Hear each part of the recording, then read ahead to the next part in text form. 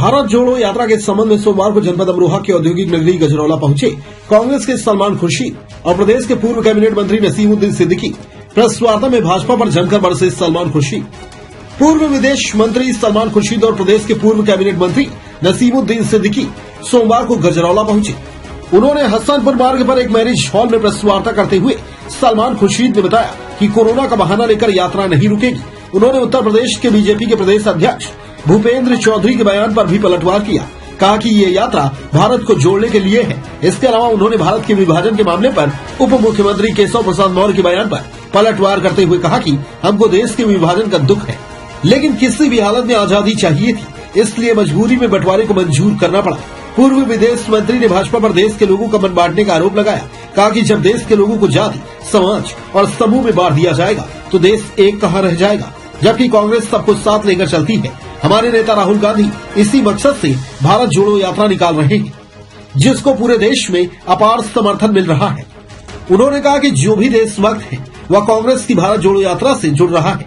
5 जनवरी को उनकी यात्रा प्रदेश में लोरी से होकर हरियाणा में प्रवेश करेगी। इस अवसर पर जिला अध्यक्ष ओंकार सिंह कटारिया, सतीश शर्मा, सुखराज सिंह, श्री राम मौर्य, सचिन चौधरी, अशरफ अली वारसी, ओम प्रकाश पवार, फैज आलम रायनी आदि मौजूद रहे। Pratham TV news India, Rajiv Kumar, Amroha, Uttar Pradesh. कि लोग बाजार लगाए बैठे हैं नफरत का। मैं तो एक छोटी सी दुकान खोल रहा हूं प्यार की, और मैं आप सबसे ये निवेदन करने यहाँ आया हूं, अपने सभी साथियों से, कांग्रेस पार्टी के और जितने लोग अमरोहा के और आसपास के जितने जिलों के लोग ये मानते हैं कि देश का एक महत्व है और देश हमारा एक परिवार है और इस परिवार का एक महत्व है और इस परिवार से हमें सबको, हिंदू, मुस्लिम, सिख, ईसाई, जैन, बौद्ध, सबको बहुत कुछ इस परिवार से मिला है और इस परिवार से जो मिला है उसको आज लौटाने का फर्ज हमारा ये है कि हम उसको लौटाएं भरपूर। और क्या मांगता है ये परिवार, क्या मांगता है देश, क्या मांगता है?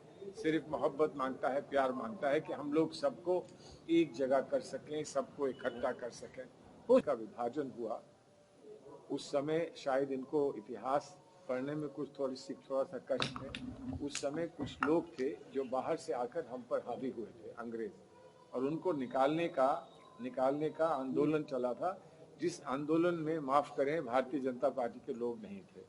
उन्होंने तो झंडा भी, राष्ट्रीय ध्वज लगाने से इनकार कर दिया था और 25 साल तक वो राष्ट्रीय ध्वज उन्होंने अपने किसी दफ्तर पर नहीं चलाया।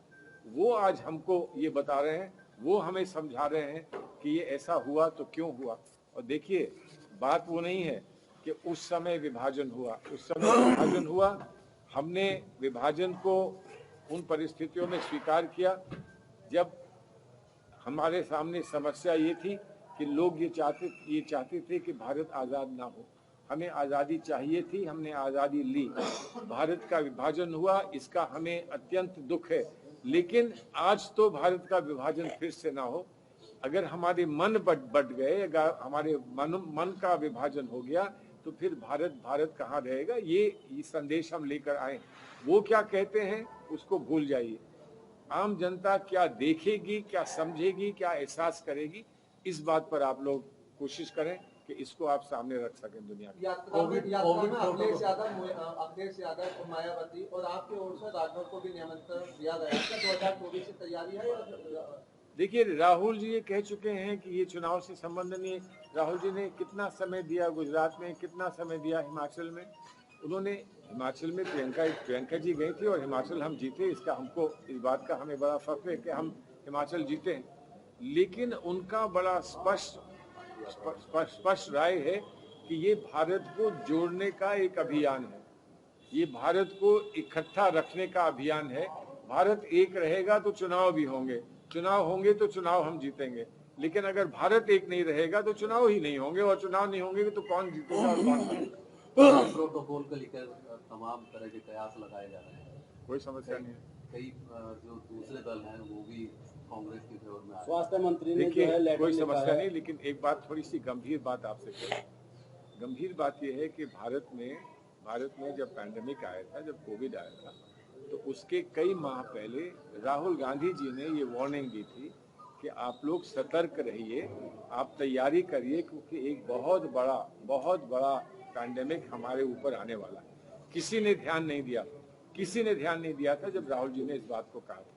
इस समय हम बड़े स्पष्ट इस बात को कह देते हैं कि कहीं कहीं कोविड फिर से देखने को मिला है एक नए प्रारूप में, जैसे कि चीन में।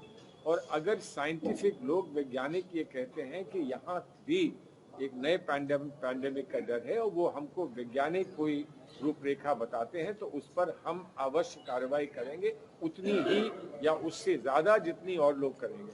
लेकिन कोई बहाना बनाकर यात्रा को रोकना हम स्वीकार नहीं करते हैं। बस इतनी बात है।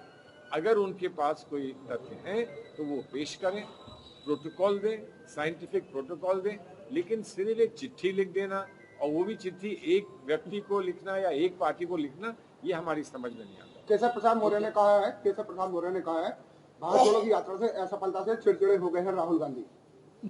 चिड़चिड़े हो गए हैं? हम तो ये कह रहे हैं कि जिस तरह से लोग ये शिकायत करते हैं कि राहुल गांधी कभी किसी को कंधे पे बैठाते हैं, कभी किसी का हाथ थामते हैं, कभी किसी के जूते का फीता बांधते हैं, कभी वो रुककर बच्चे को गोद में लेते हैं।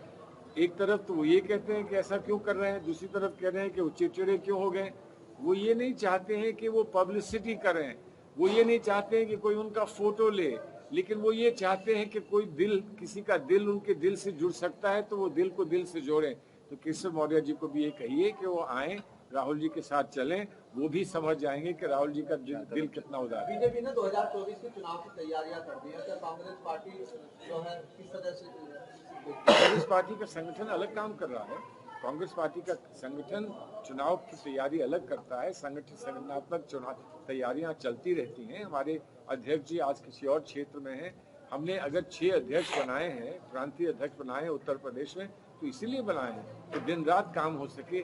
इतना बड़ा प्रदेश है, अगर आप एक क्षेत्र में गोरखपुर में होंगे तो यहाँ पर आप कैसे देखेंगे, और यहाँ होंगे तो आप झांसी को कैसे देखेंगे। इसलिए हर क्षेत्र के लिए एक अध्यक्ष है। अब तत्काल आप थोड़ी से समय में अपने अध्यक्ष के पास पहुंच सकते हैं और वो अध्यक्ष संपर्क रखते हैं हमारे उत्तर प्रदेश के अध्यक्ष के साथ, और जो भी निर्णय लेना होता है वो तत्काल लेते हैं। भारत जोड़ो यात्रा को कोरोना का हवाला देते हुए रोकने का और किसी को मौका दे दीजिए भाई। भारत जोड़ो यात्रा किसी बहाने से नहीं रुकेगी, किसी राजनीतिक लक्ष्य की वजह से नहीं रुकेगी। भारत जोड़ो यात्रा एक समझदार और सुलझी हुई यात्रा है। और अगर कोई ऐसा साइंटिफिक प्रोटोकॉल आता है जिस पर पूरे भारत को जिसको मानना पड़ेगा, तो